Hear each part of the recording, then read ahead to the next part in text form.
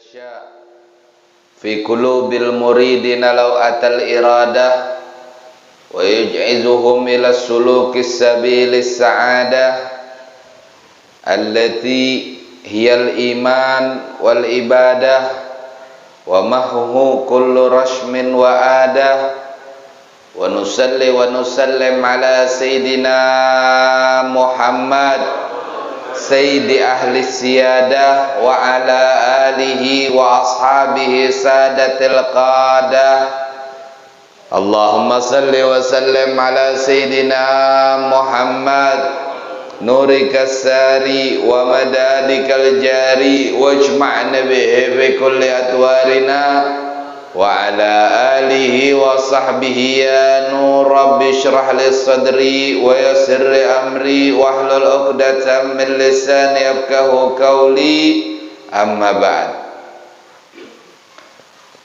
Hadirin hadirat jamaah Majelis Darus Salihin yang insyaallah diberkahi oleh Allah Subhanahu wa taala,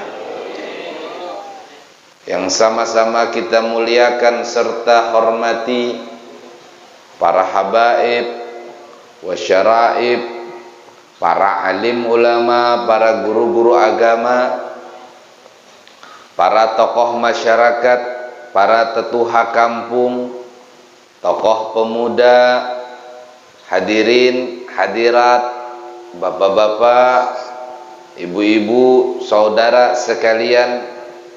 Alhamdulillah, kembali malam hari ini di majelis yang mulia ini Allah Subhanahu wa taala menjadikan kita semua adalah orang-orang yang ditakdirkan untuk mendapatkan keberkahan melalui majelis dalam perkumpulan ini. Maka mudah-mudahan tidaklah kita berkumpul di tempat ini kecuali karena rahmat Allah Subhanahu wa taala, dan tidaklah pula kita berpisah dari tempat ini kecuali membawa ampunan Allah Subhanahu wa taala.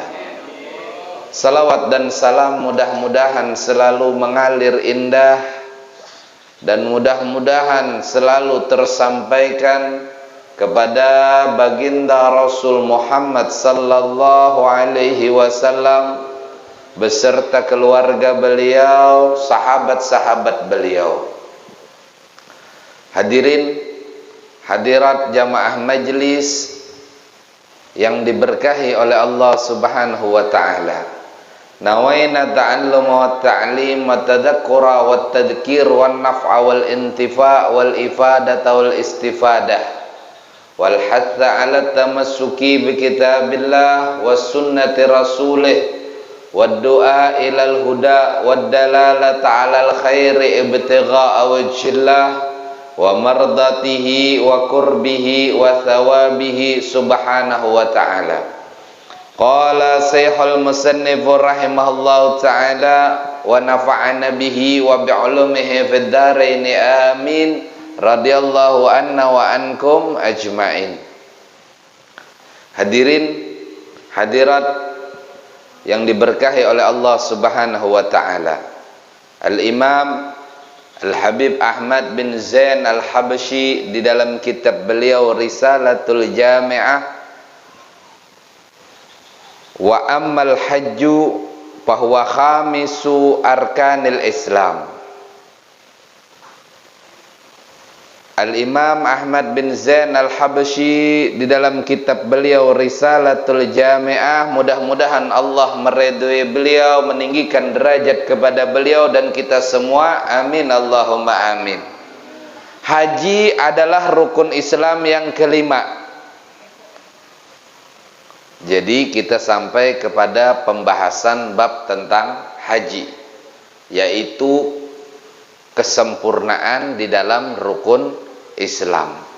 Mudah-mudahan kita diberikan kesempatan oleh Allah melaksanakan ibadah haji, dan haji tersebut adalah haji yang mabrur, haji yang diterima, haji yang mendatangkan kebaikan untuk kita, amin Allahumma amin. Sebelum berbicara tentang haji, maka ini adalah salah satu kesempurnaan kita di dalam memiliki pondasi keislaman kita. Maka sebelum itu perlu kita tengok kembali bagaimana pondasi-pondasi yang lain. Kalau haji adalah salah satu kewajiban yang Allah wajibkan seumur hidup sekali, dan terkhusus bagi orang yang mampu, yang memiliki kelebihan harta, kemampuan untuk melaksanakan ibadah tersebut. Tapi jangan sampai lupa pula ada satu hal kewajiban yang mana kewajiban tersebut setiap harinya harus kita tunaikan kepada Allah Subhanahu wa taala, yaitu salat. Nah, setelah kita mengucap kalimat syahadat di dalam rukun Islam kita, maka mendirikan salat adalah kewajiban yang pertama kali yang harus kita tunaikan dalam kewajiban-kewajiban yang lain. Bahkan salat ini yang mana baginda Rasul Muhammad sallallahu alaihi wasallam berwasiat kepada kita bahwasanya sebelum amal ibadah anak Adam yang lainnya, amal ibadah kita yang lain, yang pertama kali yang akan dipertanyakan oleh Allah Subhanahu wa taala itu adalah salat. Jadi yang pertama kali yang kelak akan dimintai pertanggungjawaban di hadapan Allah Subhanahu wa taala itu salat kita. Pertama kali yang akan dimintai dipertanggungjawabkan adalah salat. Kalau salatnya bagus, maka seluruh amal ibadah yang lain pun akan mengikutinya.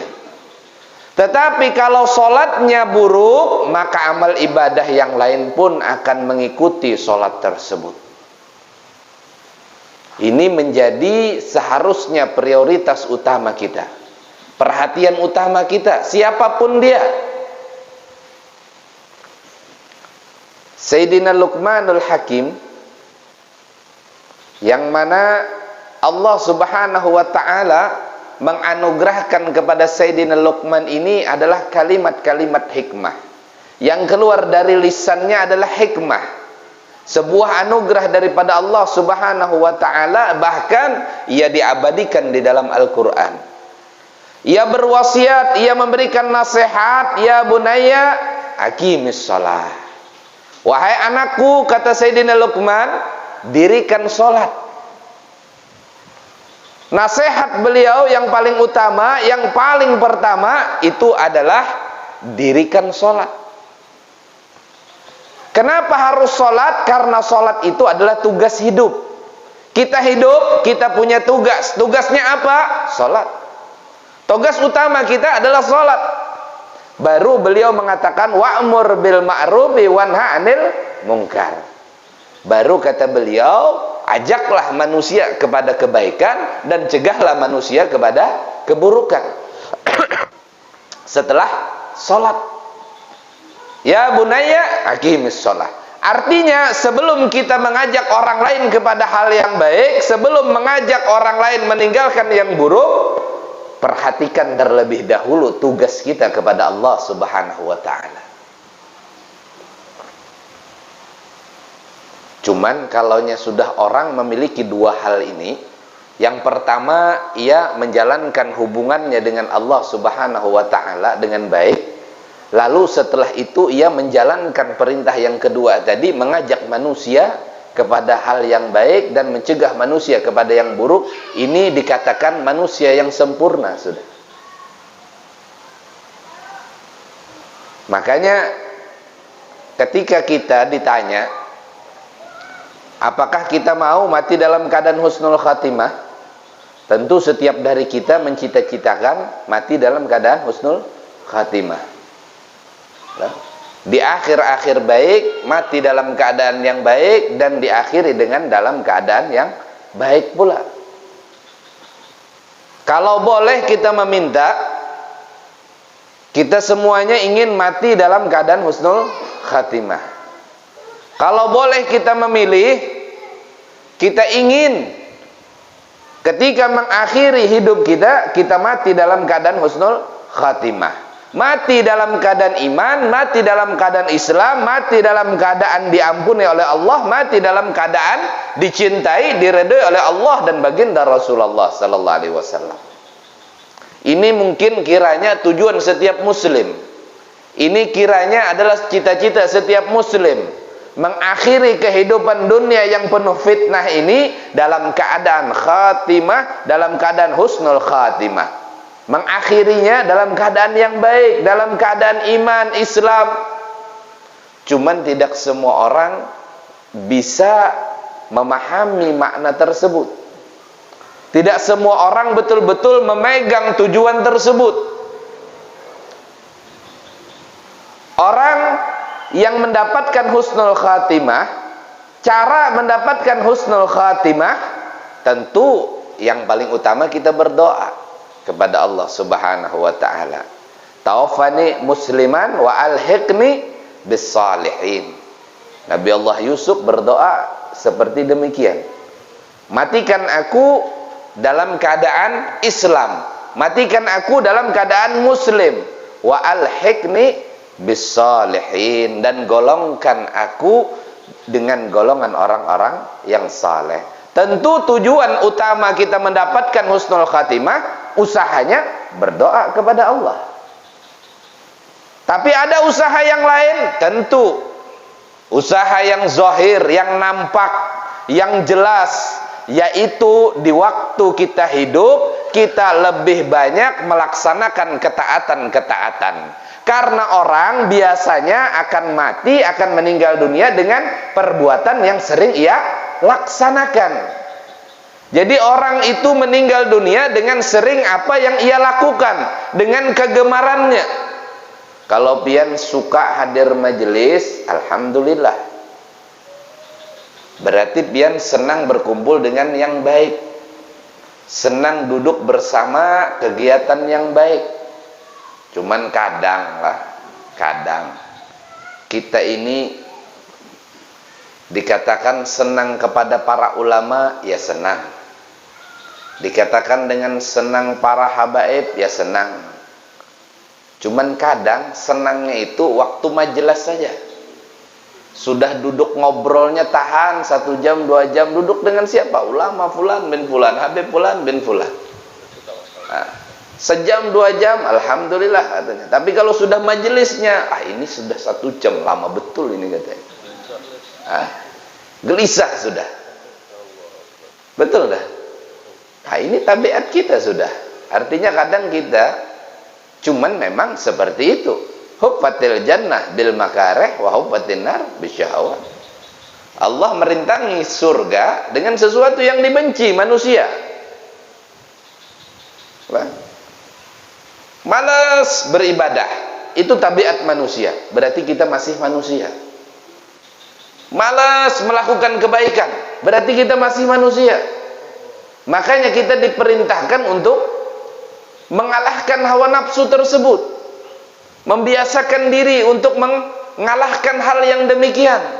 Kalau yang mudah-mudah itu bukan hadiahnya surga, tapi kipas angin.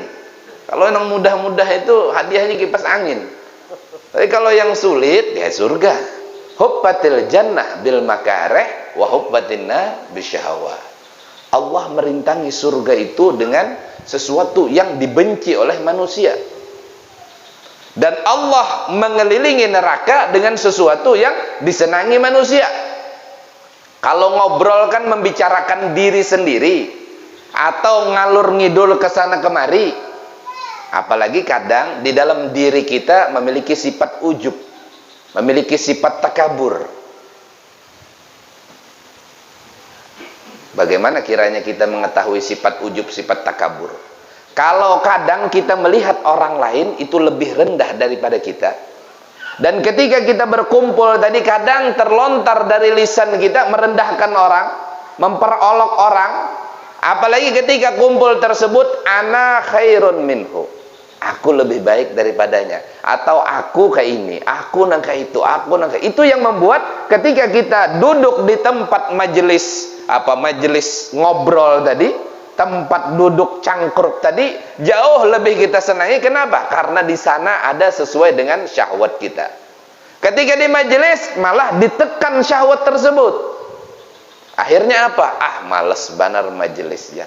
Apalagi banyak disinggung. Lah, apalagi banyak singgung-singgungannya. Itu bukan menyinggung, kita sedang menekan hawa nafsu kita.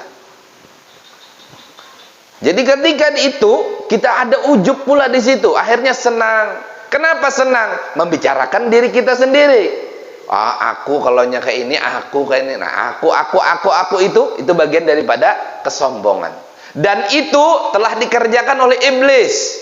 Iblis telah mengerjakan jauh sebelum manusia mengerjakan dosa tersebut. Ini salah satu dosa yang paling tua.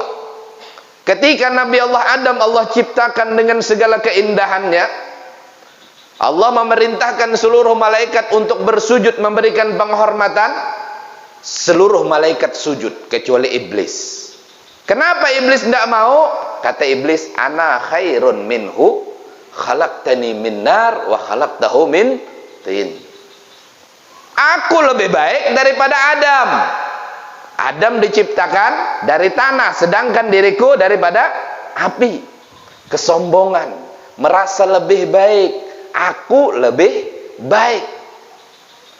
Itulah yang sering terjadi ketika kita ngobrol, duduk bersama tadi, kita menceritakan aku ini. Bahkan di dalam majelis ngobrol tersebut, perkumpulan tersebut tidak sering pula, bahkan sangat sering pula terjadi gibah. Ujar orang Banjar mengupat orang.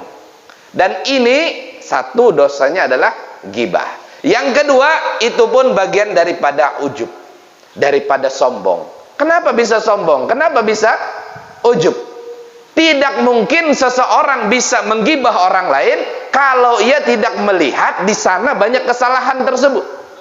Orang yang ia ceritakan tidak mungkin ia ceritakan dalam kejelekan, tentu karena ia melihat di sana ada kejelekan. Ketika ia melihat di sana ada kejelekan, dia merasa dirinya lebih baik daripada orang yang ia ceritakan. Tidak mungkin orang bisa menceritakan orang lain dalam kejelekan kalau ia tidak merasa lebih baik daripada orang lain. Ini ujub. Dan ujub ini, takabur ini adalah salah satu dosa yang paling tua. Iblis dikeluarkan daripada surga karena dosa ini. Lalu kenapa kita bisa tenang? Lalu kita kenapa bisa merasa aman? Iblis dengan satu dosa, Allah putus daripada rahmatnya. Lalu kita dengan tumpukan dosa merasa aman daripada murkanya Allah. Seharusnya inilah yang menjadi dasar kita merasa lebih rendah daripada manusia yang lain. Seharusnya ini menjadi dasar kita. Kenapa? Iblis dengan satu dosa Allah keluarkan daripada rahmatnya. Sedangkan kita dengan segala macam tumpukan dosa merasa aman daripada murkanya Allah. Coba kita bandingkan iblis dengan satu dosa. Kita hari ini aja, dari pagi kita bangun tidur, subuh tadi bangun tidur, sampai saat ini ada yang bisa ngitung dosa kita berapa? Dosa yang disengaja ataupun dosa yang tidak kita ketahui, kita tidak tahu. Lalu kenapa kita merasa aman daripada murkanya Allah Subhanahu wa ta'ala dengan segala dosa tersebut? Sedangkan iblis satu dosa, hadirin, satu dosa terputus daripada rahmat Allah Subhanahu wa ta'ala. Dan ini mudah-mudahan jadi landasan kita. Jangan sampai kita merasa lebih baik daripada orang lain, karena itulah ujub, itulah sombong. Jadi kalau melihat orang yang lebih muda daripada kita, orang yang lebih muda daripada kita, kita lihat, kita pandang, oh orang ini muda umurnya. Orangnya muda, berarti umurnya masih sedikit. Kalau umurnya sedikit, orangnya muda, berarti orang ini pun kalau bermaksiat jauh lebih sedikit daripada kita. Berarti orang ini jauh lebih baik daripada kita. Jangan biarkan kesombongan naik, harus kita pangkas seperti itu. Ketemu yang lebih tua, oh sidin ini banyak umurnya, sudah lama hidup di dunia. Lah, bukan banyak makan uyahnya, jangan. Banyak makan uyah itu darah tinggi lah. Orang ini lebih tua daripada kita, lebih panjang umurnya, lebih banyak ia melewati waktu di dunia. Berarti kita bersangka baik, ia lebih banyak beribadah kepada Allah daripada diri kita. Artinya itu pun akan menutup rasa sombong kita, merasa lebih baik daripada orang tersebut. Ketemu yang lebih alim, oh orang ini orang alim, dengan pengetahuannya, ibadahnya akan diterima. Orang tersebut jauh lebih baik daripada kita.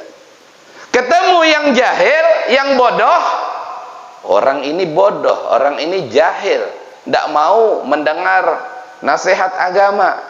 Berarti ia melaksanakan maksiat, melaksanakan yang diharamkan, melanggar perintah Allah atas ketidaktahuan, karena kebodohannya. Artinya kita melaksanakan maksiat karena kita tahu, berarti orang ini jauh lebih baik daripada kita. Sombong tadi akan tertutup pula dengan hal yang demikian. Ketemu yang kafir, yang bukan muslim, non muslim, orang ini saat ini dalam kesesatan, saat ini ia melakukan kesyirikan, tetapi kita tidak tahu besok-besoknya. Mungkin saja ia mendapat hidayah daripada Allah, Allah balik hatinya dalam keimanan, lalu ia mendapatkan pertaubatan. Karena orang yang masuk ke dalam Islam dalam keadaan bertaubat, Allah hapuskan dosanya. Kesalahannya ia seperti bayi yang baru lahir, tidak beberapa lama ia meninggal dunia, berarti ia mati dalam keadaan Islam, mati dalam keadaan diampuni dosanya. Sedangkan kita, naudzubillah summa naudzubillah, kita tidak tahu mati husnul khatimah kah su'ul khatimah. Artinya tidak ada, jangan biarkan kesempatan ujub tertanam di dalam diri kita. Harus kita berpikiran nol lah. Kita sering mendengar Al-Habib Segaf mengatakan, nasihat daripada ayah beliau harus sering menjadikan diri di posisi nol. Artinya orang lain di sekitar kita, carilah kebaikannya, sehingganya kita jauh lebih buruk daripada orang tersebut. Jangan sampai kita melihat kejelekannya. Nah, jadi benarlah, tidak mungkin orang bisa menggibah orang lain kecuali ia merasa lebih baik daripada orang tersebut. Naudzubillah summa naudzubillah. Artinya di dalam majelis ngobrol tersebut, berapa banyak dosa yang dilakukan di sana. Satu ujub, yang mana bersebab daripada menggosip tadi, belum lagi mendigikan diri sendiri, belum lagi ini dan itu. Naudzubillah summa naudzubillah. Nah, ini peringatan untuk kita. Dan itu tadi, bagaimana kita mau mencapai husnul khatimah kalau selagi kita masih disibukkan dengan hal yang demikian. Bagaimana kita bisa mendapatkan cara untuk mencapai husnul khatimah sedangkan hubungan kita dengan Allah, yang mana hubungan tersebut bukan cuma hanya zahir tetapi juga batin. Batin itu bagaimana? Menjaga hati kita tadi daripada ujub, daripada menghasut orang tadi, riya kepada orang tadi. Maka kita harus menjaga seperti hal yang demikian. Yang hadir majelis belum tentu lebih baik daripada yang tidak hadir. Kenapa? Karena saat ini mungkin mereka bermaksiat, itu yang kita lihat mata. Tetapi setelah hilang dari pandangan kita, kita tidak tahu apa yang mereka lakukan. Apalagi kalau cuman kabar, oh bulan bin bulan begini-begini lah. Apalagi cuman kabar, lihat ndak? Ndak. Melihat kada? Kada. Nang digawinya itu kita kadang melihat cuman kabar. Lalu bagaimana kita bisa merendahkan orang tersebut, merasa diri kita lebih baik? Kalau cuman kabar, yang melihat saja kita tidak boleh, saat tersebut dia bermaksiat. Belum tentu secara keseluruhan ia bermaksiat. Kita melihat berapa lama? Paling lama 1 jam, paling lama 2 jam. Berarti masih ada 22 jam dalam sehari semalamnya yang terlepas dari pantauan kita. Sedangkan yang paling tahu diri kita adalah kita sendiri. Kita sering bermaksiat, kita tahu sendiri. Kenapa kita merasa lebih baik daripada saudara kita? Nah itu ujub namanya. Dan ujub tersebut ketika bersemayam di dalam hati seseorang, maka ada satu malaikat, yang mana satu golongan malaikat ini Allah ciptakan sebelum Allah menciptakan 7 lapis langit. Di dalam kitab Bidayatul Hidayah dijelaskan bahwasanya Sayyidina Mu'az bercerita tentang cerita yang diceritakan oleh baginda Rasul sallallahu alaihi wasallam. Sebelum Allah Subhanahu wa taala, kata Sayyidina Mu'az, menceritakan apa yang ia dengar dari baginda Rasul, menciptakan 7 lapis langit, Allah ciptakan terlebih dahulu 7 malaikat. Yang mana anak Adam, hamba-hamba ini, kita semua, dari pagi kita bangun tidur, subuh kita bangun tidur, sampai kita tidur kembali, maka dikumpulkanlah amal kita.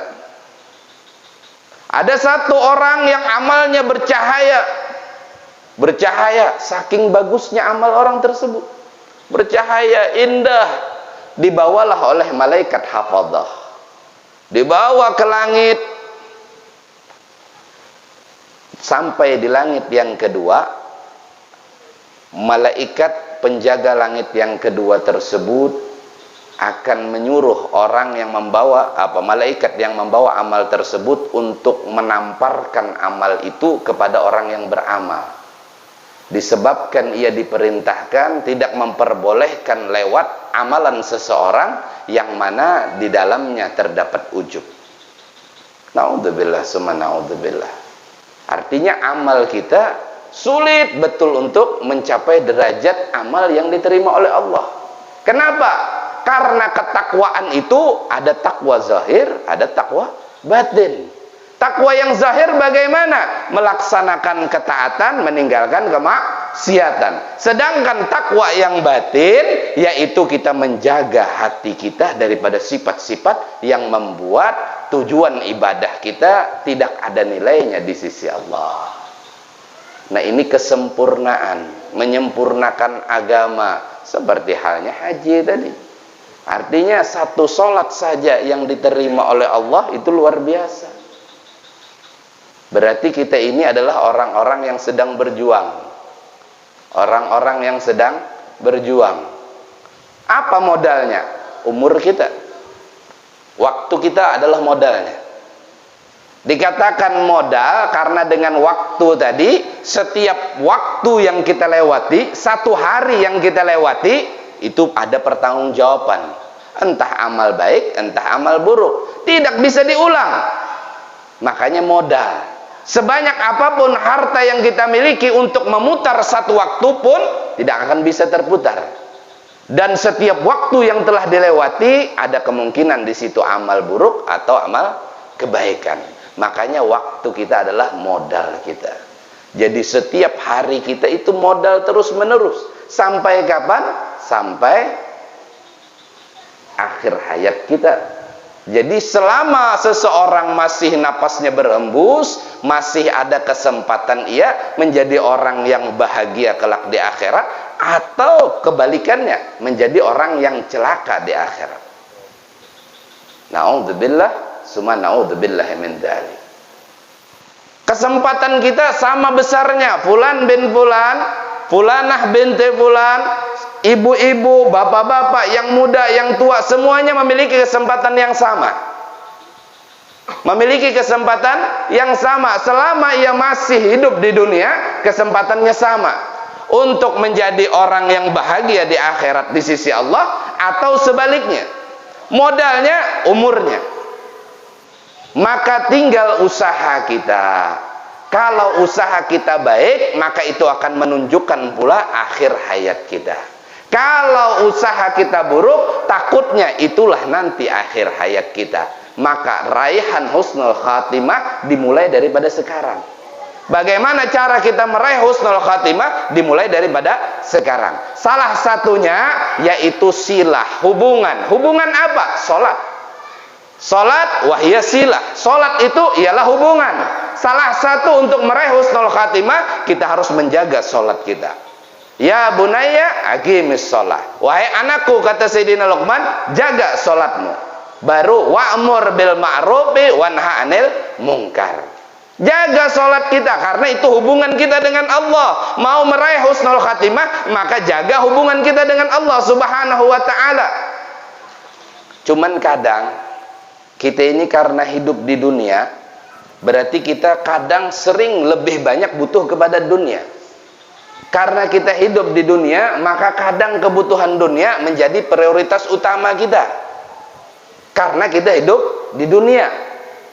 Cuman perlu kita perhatikan, ketika kita lebih mengutamakan dunia daripada hubungan dengan Allah subhanahu wa ta'ala, panggilan adzan telah sampai kepada kita. Panggilan adzan telah diperdengarkan kepada kita. Allah memanggil kita untuk menghadap kepadanya.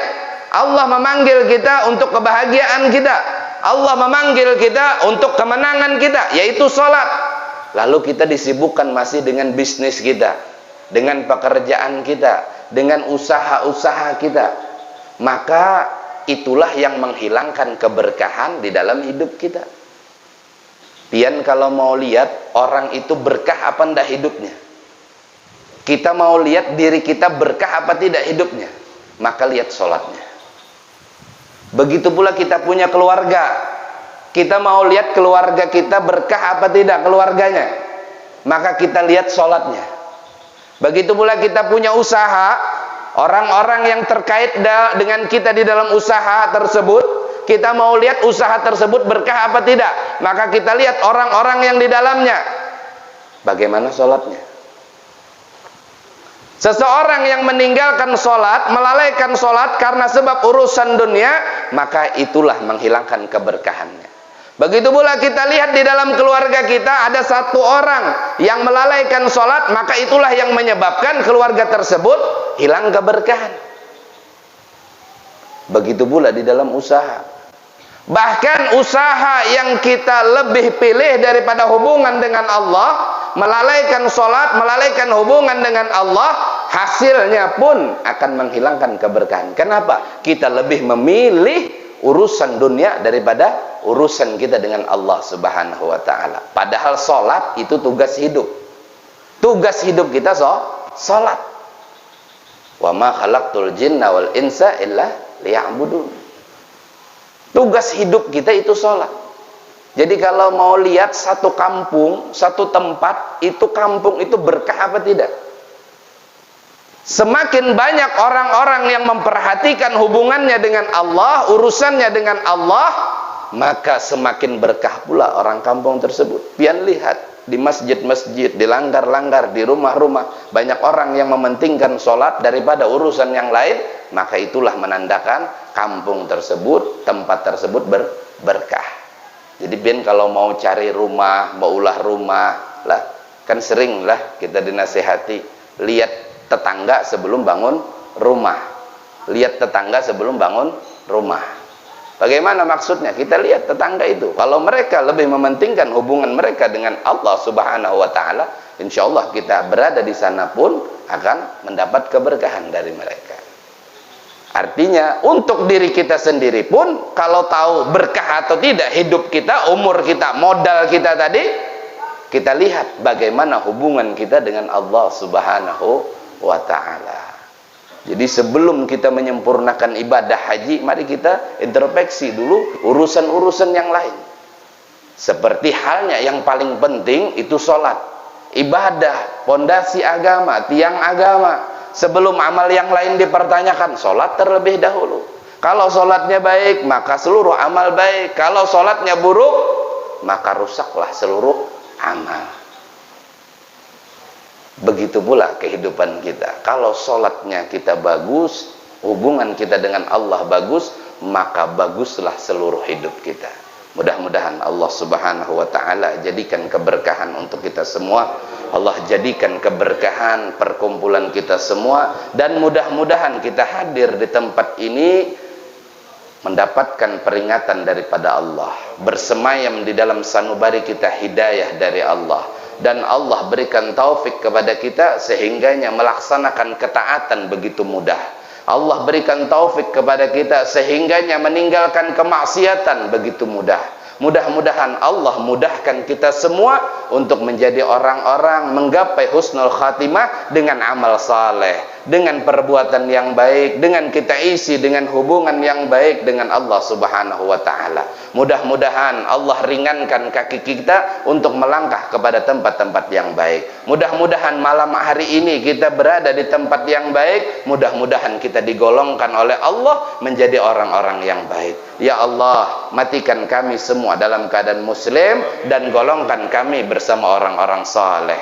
Mudah-mudahan ini malam kita dikumpulkan di tempat yang baik. Allah memandang kita dengan yang baik pula. Allah pandang hati kita, Allah pandang sanubari kita, Allah pandang jiwa kita. Ya Allah ya Rabb, jadikan pandangan tersebut menghapuskan sifat ujub, menghapuskan sifat riya, menghapuskan sifat hasud dan sifat-sifat jelek yang lainnya, sehingganya terbersihkanlah hati kita, terbersihkanlah jiwa kita, tersinarilah sanubari kita. Mudah-mudahan Allah Subhanahu wa taala mengabulkan segala permohonan kita semua. Mudah-mudahan Allah Subhanahu wa taala mengijabah doa-doa kita semua, dan mudah-mudahan kita semua adalah orang-orang yang bisa menerima nasihat, orang-orang yang bisa mengamalkan nasihat. Mudah-mudahan kita semua orang-orang yang terketuk dengan nasihat, dan mudah-mudahan ini malam Allah membuat langkah besar untuk kita, menjadikan diri kita lebih bersemangat lagi dalam ketaatan,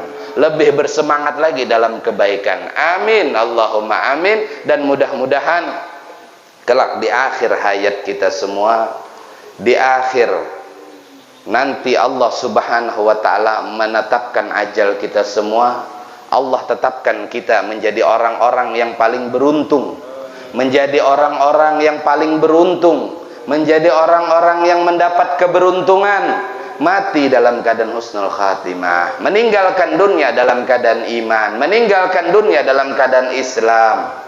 Man kana akhiru kalamihi la ilaha illallah dakhalal jannah. Dan mudah-mudahan akhir daripada kalimat yang keluar dari lisan kita adalah la ilaha illallah. Dan mudah-mudahan Allah tetapkan nanti kalimat yang meluncur terakhir daripada ucapan kita adalah kalimat la ilaha illallah. Mudah-mudahan kita meminta kepada Allah dengan meminta yang sangat berharap kepada Allah, dengan permohonan yang sangat-sangat berharap kepada Allah. Nanti di akhir hayat kalimat yang terakhir keluar dari lisan kita la ilaha illallah Muhammad Rasulullah, sebagaimana yang dikatakan baginda Rasul, orang yang meluncur kalimat terakhir di akhir hayatnya, kalimat la ilaha illallah, dakhalal jannah, masuk ke dalam surga. Mudah-mudahan kita didakdirkan untuk mendapatkan itu.